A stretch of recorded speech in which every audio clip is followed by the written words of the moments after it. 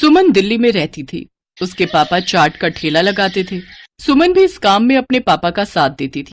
पापा, ये लो, सारे गोलगप्पे भी तैयार हो गए और पानी भी बना दिया। बस मीठी चटनी आप बना लो, मैंने हरी चटनी बना दी है। सुमन बिटिया, सारा काम तो तूने ही कर दिया। तू तो मेरी आदत खराब कर रही है बेटी। कुछ दिनों में तू ससुराल चली जाएगी तो तेरे बिना काम में बिल्कुल मन नहीं लगेगा। तेरी बहुत कमी खलेगी बिटिया। बस रो दिए। सुमन, अब तू ही अपने पापा को संभाल। थोड़ी थोड़ी देर में मन भारी कर लेते हैं। पापा, मैं आपको छोड़कर कहीं नहीं जाऊंगी। मुझे ये शादी नहीं करनी। मैं भी आपके और माँ के बिना नहीं रह पाऊंगी। पापा। नहीं बिटिया, ऐसे नहीं कहते। बेटियों को अपने ससुराल जाना ही होता है। केशव बहुत अच्छा लड़का है, तो ससुराल में बहुत खुश रहेगी। सुमन की शादी सूरत में तय हो गई थी। 1 महीने बाद सुमन की शादी थी, इसीलिए सुमन अपने माता पिता से दूर दूसरे शहर जाते थोड़ा उदास थी। सुमन बड़ी थी और एक छोटा भाई था जो अभी पढ़ रहा था। धीरे धीरे 1 महीना बीत गया और सुमन की शादी का दिन आ गया। सुमन के माता पिता उसे राजी खुशी डोली में विदा करते हैं। शादी के बाद सुमन दिल्ली से सूरत अपनी ससुराल आ जाती है। सुमन का पति केशव एक गैराज में गाड़ियों की मरम्मत करता था। सुमन समझदार थी, उसने आते ही पूरे घर को संभाल लिया। बस बहू, मैं और रोटी नहीं लूंगी, केशव को दे दे। बस एक ही रोटी देना, पेट में बिल्कुल भी जगह नहीं है। इतना स्वादिष्ट खाना बनाया है बहू कि मैं एक रोटी भूख से बढ़कर खा गई। कहा माँ जी, 2 निवाले की एक रोटी होती है मेरी छोटी छोटी। अब मैं आ गई हूँ ना, तो रोजाना आपको ऐसे ही गरम गरम मेरे हाथ का बना भोजन खाना होगा। कोई बहाना नहीं चलेगा। हमारे तो भाग्य खुल गए बहू, जो तुम हमारे घर में बहू बनकर आई। जीती रहो। सुनिए, मैंने आपका टिफिन पैक कर दिया है, ये लीजिए। बस मैं 2 मिनट में आई। अब ठीक है, मैं बाहर तब तक मोटरसाइकिल निकालता हूँ। माँ जी, और क्या क्या राशन लाना है? बस यही बहू जो लिखवाया है, बाकी तुम अपने लिए जो चाहो खरीद लेना। ठीक है, मैं थोड़ी देर में लौटती हूँ। सुमन केशव के साथ मोटरसाइकिल पर बाजार चली जाती है। सुमन, कहो तो गैराज बाद में चला जाऊंगा। तुम अकेले घर सामान लेकर कैसे जाओगी? अरे आप चिंता मत करो, मैं ऑटो ले लूंगी। केशव सुमन को बाजार में छोड़कर गैराज जाने लगता है। तभी उसकी मोटरसाइकिल के आगे कहीं से एक पत्थर आ जाता है।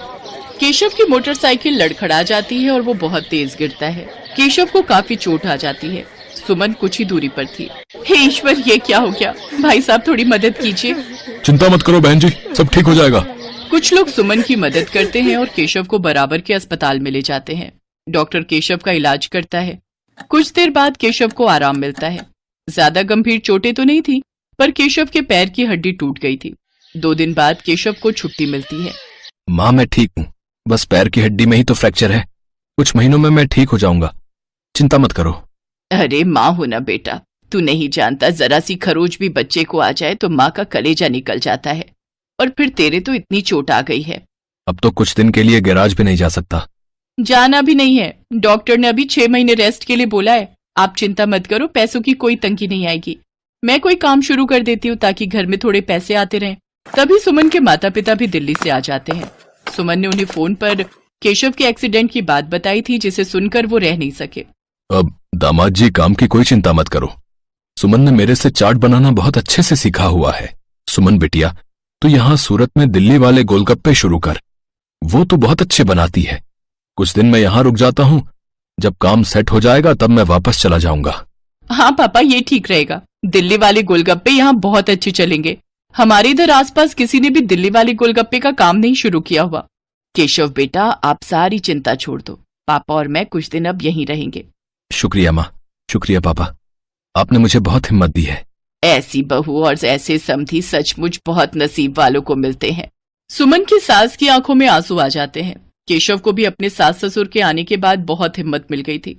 सुमन अपने पापा के साथ सूरत में गोलगप्पे का ठेला शुरू करती है, जिसके ऊपर लिखा था दिल्ली वाले गोलगप्पे।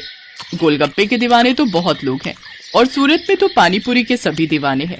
ये देखकर सुमन और उसके पापा ने गोलगप्पे का स्टॉल लगा दिया। उनके बने गोलगप्पे बहुत पसंद किए जाने लगे। सुमन बिटिया, मुझे पता है अब तुम काम अकेले संभाल लोगी। अब हमें चलना चाहिए। सूरज भी अपनी बुआ के घर बहुत दिन से रुका हुआ है। वो उन पर बोल रहा था कि हमारे बिना उदास हो रहा है। हाँ पापा, सूरज बहुत दिन अकेला रुक गया और आपको दिल्ली का भी तो काम संभालना है। वो भी बहुत दिनों से बंद पड़ा है। अब तो मैं सब कुछ संभाल लूंगी, आप मेरी चिंता मत करो।